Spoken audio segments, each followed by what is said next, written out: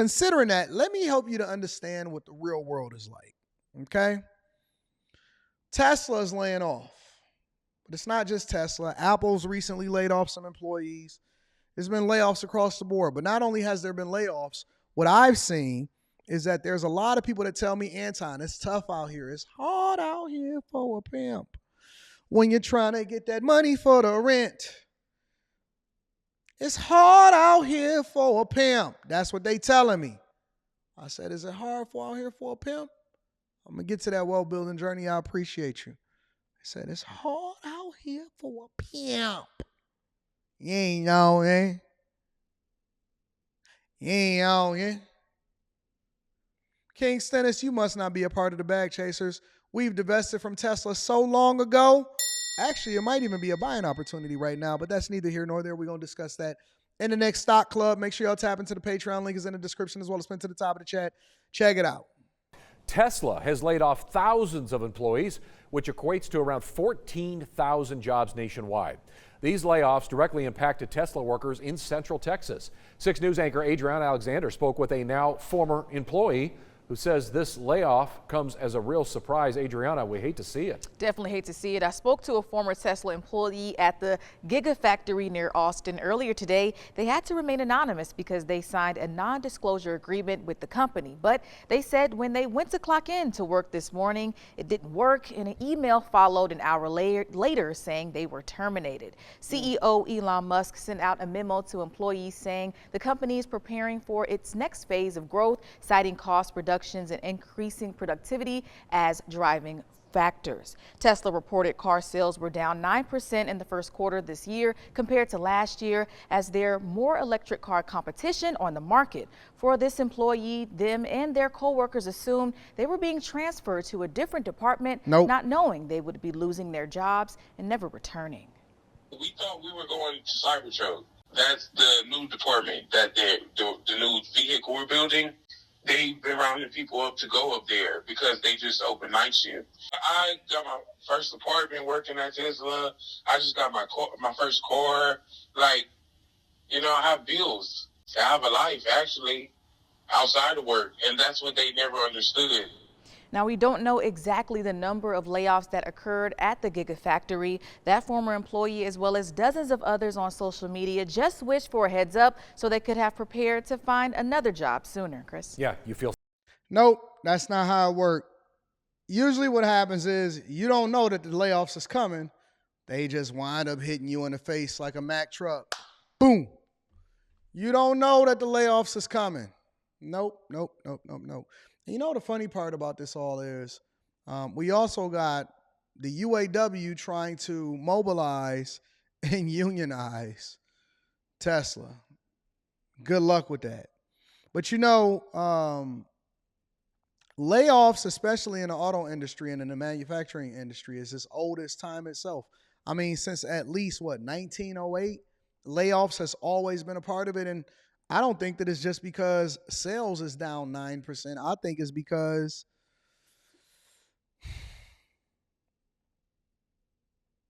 robots, replacements, they don't need as many people in order to do the manufacturing process anymore. They getting rid of y'all. They don't care nothing about your apartment. They don't care nothing about none of that. That's why you don't fumble the bag. Now is the absolute worst time to voluntarily get fired and lose your bag. I know it's a lot of cupcakes that's out here protesting, and 28 people just wind up getting fired from Google. Listen, now, election year, inflation is up. People are requiring you to come into the office, especially if you got a good job, especially if you're doing something like working from home, especially if you cushy out here in these streets. Now is the absolute worst time over the last 5 years that I can think of for you to come out here and fumble a bag. Employees at Tesla were told the company will lay off over 10% of its workforce. This comes just a week before Tesla will announce its first quarter earnings, and profits have declined in the past year. Reports say the job cuts will be amounting to about 14,000 people. Fox's Carissa Lemkule spoke to some of the employees from the Tesla plant in Austin. Cyber trucks line the side of the highway in southeast Austin amid new reports that Tesla is temporarily halting deliveries as a top Tesla exec announces his resignation on Twitter and the company announces mass layoffs. Just out of the blue, they laid me off. They didn't tell you to sign a non-disclosure agreement, big dog? Bradley, we coming for you. Yeah, Brad. Yeah, Brad, we coming for you, Brad. Until Monday, Bradley Olson worked on Model Ys at the Gigafactory. At 2 a.m., which is middle of the day for me because I was overnight shift. Just look at my phone and my Microsoft Teams logged me out. I was like, oh, okay, I probably just need to reset my password. Nope. But then I tried and they said, and then it says my account was blocked. And I had like a straight up panic attack. Some employees even showed up to work Monday morning. I was literally standing outside trying to figure out why my badge isn't working. Why is it that I can't log in? The employees Fox spoke to were sent an email notifying them around 3 Monday morning. It notes the need for cost reductions and increasing productivity, though, quote, this decision was not made lightly. Employees were told in the memo that their last working day was Sunday, the day prior. Also included in the email, a warn notice in case of, quote, any possible obligation under federal or state law. The WARN Act requires companies with a certain number of employees to provide notice 60 days in advance ahead of plant closures or mass layoffs. Official employment termination will occur as early as June 14th. And according to Tesla, employees will receive further information regarding severance packages and benefits continuation within 48 hours of the original email. That's called Cobra. If anybody has ever lost their job, you know what Cobra is looking like. Y'all know what Cobra is? Cobra is what they send you in order to continue your benefits, especially when it comes to healthcare coverage. But you just got laid off from your job, so you can't afford it anyway. Yeah.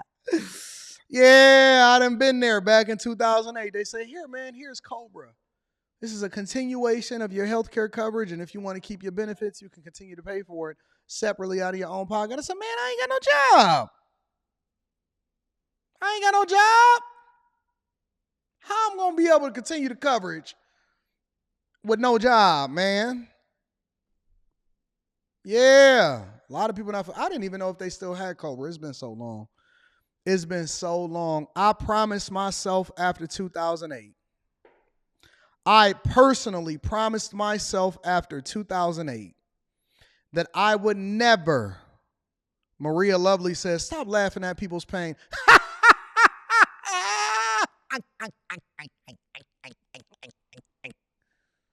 I'm going to laugh all I want to.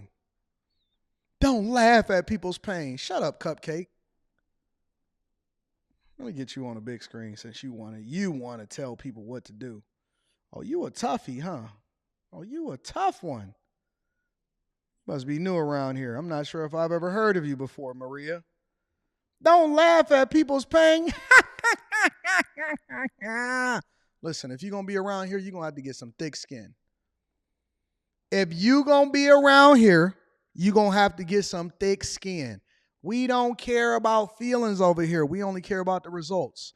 We not looking to make you feel good over here. We only care about the results. This is a reality check. This is a reality check. You know why? Because I've been there, did that, lost it all. Been there, done that, lost it all, got my cars repossessed, had to move back into my mom's basement. It was the best thing that ever happened to me. It was the best thing that ever happened to me in my entire life. You know why? Because it forced me to be uncomfortable and then start making different decisions instead of being interdependent on somebody else in order for me to be able to survive and feed my family. Pain is good. See, this is what these women don't understand. Pain is good. Pain drives out all of the imperfections and the impurities in your life, and then it forces you to get yourself together and to put yourself in a position to never have to depend on nobody else again. Pain is good. Suffering is good. You got to go through it to get to it, baby. Got to go through it to get to it. Ain't nobody going to feel sorry for you.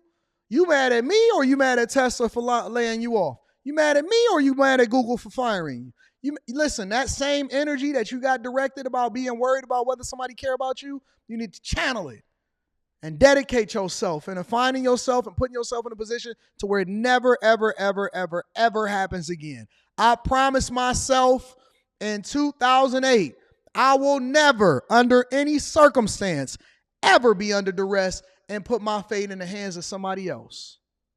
I'm going to have 8 streams of income. I'm going to make sure that I stay down for 10 years so that I then put myself in a position, if anything was to ever happen, I'm going to be straight.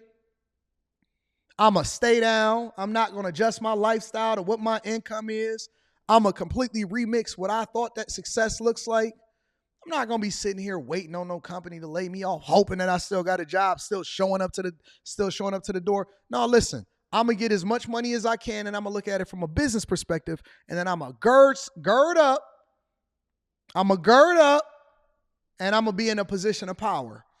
When everybody was buying homes because everybody was under duress, I made up my mind right then and there. I said, I'm going to be a buyer from now on. I'm going to be a buyer from now on.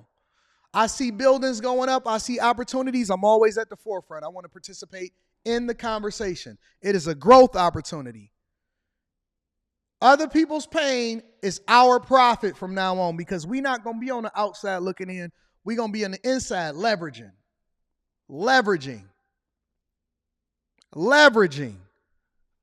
You waiting on somebody to give you an opportunity. You hoping that America give you a job. You waiting on reparations. You hoping that they don't lay you off. Nah, we going to be in a position of power always. Never putting all of our eggs in one basket. Always betting on ourselves 100% of the time. 100% of the time. I'm never going to put myself in a position to have to worry about whether or not my family going to eat and to be sitting up here on an anonymous live stream on the news talking about I can't speak unless it's on condition of anonymity. But hey, man, they laid me off and I just bought a house. I don't know what I'm going to do. No, I was never going to ever let my daughter experience that. My daughter didn't get a chance to ever experience what it is that we went through because she was too young to understand it. She was a baby. And let me tell you what really broke my heart. I remember that they was coming and they was taking my car. They was flashing lights into my crib. The repo men, it was 5 of them, and they was all walking around the house. And I heard my daughter crying in the bedroom, and everybody was trying to be quiet because they didn't want nobody to know that we was there when the repo man was trying to take our cars and we was trying to block it in the draft. I said, never again. Never again. Thank God my daughter isn't old enough to even be able to realize that we getting our cars took, and she in there crying. I had a baby crying and a wife that was dependent on me. That was my motivation. That's real life. Listen, I'm not telling you nothing that I ain't never been through. See, I'm not that far removed. I know what it feels like to suffer at the lowest levels. I know what it feels like to really lose everything that you thought that you was making and getting the bag from. I know what it's like. I remember it like it was yesterday. I'll never forget it. AntonDaniels.com. What's up, Greg D? What you doing, big dog? I am being a big back and eating again. I got a question for you. I'm on a live stream, right? I need you to be absolutely transparent. Oh, God. No, real talk. You remember when the repo man came to come get my cars? Yes. What do you remember that day? All I remember is you had that black Trailblazer SS. Mm-hmm. And they showed up at the door trying to get the car. And I went outside and we moved all of the cars around to block that truck in so that they couldn't get to it. And then, didn't they call the police or something like that? And they, waited a long time, but we wouldn't move our cars just so that they couldn't get to your truck. I remember Leslie was crying in the door. Yes, it was very chaotic, but either way, they didn't get that And they car. was flashing the never lights did. in the crib. They did. They was walking around the house, flashing flashlights inside of the house. And we just sat in there like nothing happened. And then the police couldn't do nothing about it. That's crazy. I remember that. I remember it like it was yesterday. I never forget it. Apparently, you did something to catch it up because they never did get it. It is what it is. Yep. All right, I appreciate it. All right, I'll talk to you later. All right, bye. I don't know who y'all think y'all talking to. I wasn't privileged. Nobody ever gave me nothing. Nobody gave me nothing. Nobody. I know what it means to lose everything, to have it all and to lose it all. And they embarrassed us. They embarrassed us. Listen, they didn't just come and try to take our stuff. They embarrassed us in front of our neighbors, in front of the police department. All of the neighbors was looking out the door. Everybody was all looking and trying to figure out what was going on. Neighbors was coming out. The association was paying attention. They embarrassed us. They made sure that they made us feel the dumbest that we ever felt in our entire life. In the middle of the time that it was the worst thing that could possibly happen inside of the city of Detroit because we was going through it. I had a little baby, a wife, and they embarrassed us. And that night, I remember the day, I remember the time, I wrote it down, and I never forgot it. That night, I made up in my mind that I'm never, ever, under any circumstances, ever going to ever put myself in a position to where somebody can take something from me or determine my fate or determine the course of my daughter's life. Nothing was ever going to stop me. I was never going to sleep. I was going to have a work ethic that exceeded every single person. Y'all sit here and y'all ask me, look, man, Anton, it seemed like it's 10 of you. How come you don't sleep? How come you don't? Because I got that burned into my memory. I got that burned into my spirit. Whenever I start to get tired or whenever I start to feel like everything is starting to fall, you know what I'm saying? I'm starting to get a little bit more winded. I adjust things and then I remember and I read what I wrote. It's on a piece of paper. I read what I wrote that day, that night. I framed it. I framed it. I got two things that's framed. One of them is the first dollar that I ever made from my businesses and my restaurants. And the other thing is that letter that I wrote to myself that I would never, ever, ever sleep or anything like that unless I made sure that every single thing was taken care of every day. I never let one day go by. I don't miss. I don't miss. Ever. I'm never, ever going to be in a position like that again. And that's what drove me. That's what drove me. So you're not talking to somebody that's just new to this. That's the blessing that came from it. I didn't look at it as something that was negative. I ain't even going to play this next one. I didn't look at it as something that was negative. I look at it as something that was positive. It's the best thing that ever happened to me. That's why my daughter is driving a $100,000 car. To make up from the shit that they took from me. That's why my wife lived the life that she lived. That's why I take $30,000 flights. To remind myself and to make up for everything that I felt like the devil took from me, I took it back. And I got a return on that investment. Talk to me about suffering. I could tell you some stories about suffering. I could tell you some real stories about suffering in real life.